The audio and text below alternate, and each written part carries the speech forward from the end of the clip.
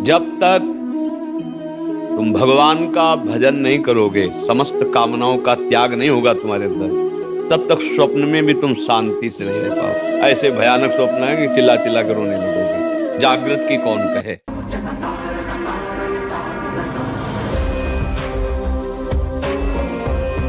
गुरुदेव भगवान, जब से आपको देखा है, सुना है, तब से मैं अंडा, मांस, मछली, दारू, सिगरेट, खाना पीना सब छूट गया, लेकिन भोग विलास में अभी भी फंसा हूँ।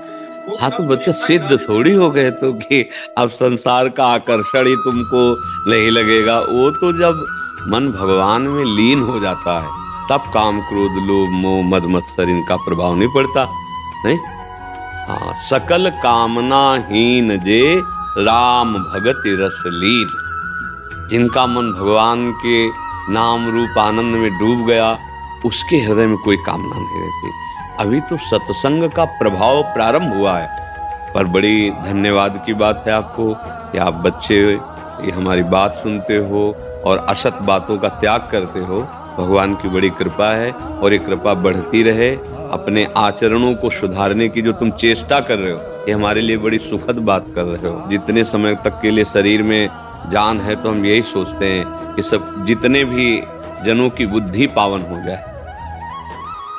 अगर बुद्धि पावन हो गई तो सब बात बन जाएगी। आज हमारी समाज की बुद्धि भ्रष्ट हो रही है, गिर रही है। जैसे आप खान पान बताए ना बच्चा, ऐसे खान पान बुद्धि राक्षसी कर देते हैं, और राक्षसी बुद्धि का परिणाम आप समाज में देख रहे हो।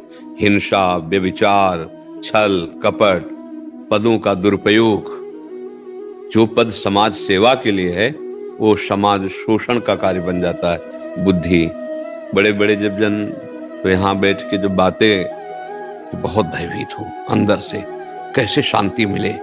और ऐसे अंगरक्षक खड़े हैं बड़े बड़े सा, तब अंदर से हंसी आती है कि प्यारे, जो करना चाहिए वो किया नहीं, और जो नहीं करना चाहिए वो करा, तो उसी के कारण आपकी स्थिति है, उसी कारण से। मतलब कोई भी पद, कोई भी वैभव, कोई भी तुम्हें शांति प्रदान नहीं कर सकता यदि तुम भगवान के विरुद्ध चलोगे।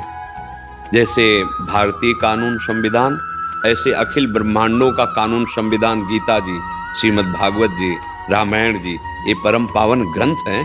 ये अनुशासित जीवन व्यतीत करने के लिए आज्ञा देते हैं। हम अगर इनके अनुसार चले तो आनंद की अनुभूति हो जाएगी। जिस आनंद को हम गंदी जगहों में खोज रहे हैं, ना कभी किसी को मिला है, ना मिलेगा।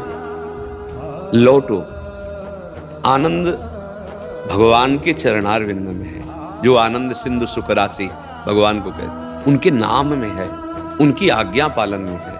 हमें बहुत अच्छा लगता है। जैसे आप नवयुवक जन जब कहते ना मैंने व्यसन छोड़ा, तो मेरे हृदय में शीतलता हो जाती कि मेरी मेहनत सार्थक हो रही है। जो हमारे कान में सुनने को मिलता है कि हमने असत आचरण छोड़ दिए और आगे बढ़ करके भगवान का नाम जपने, मुझे लगा कि मेरा समय सार्थक हो गया, मेरा जीवन सार्थक। जैसे बच्चा सुख पूर्वक है तो माँ को सुख मिलता है ना, ऐसे संतों का हृदय माँ जैसा होता है।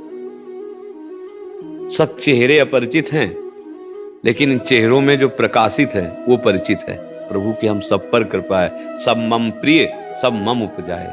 देखो, साधु की कृपा किसी बंटवारे पे नहीं है, पक्का सुनो। जैसे लोग कह देते हैं ऐसे पापी को आपने अपने सामने बैठा ला, वो विशेष अधिकारी है, इमरजेंसी में है वो, नहीं है?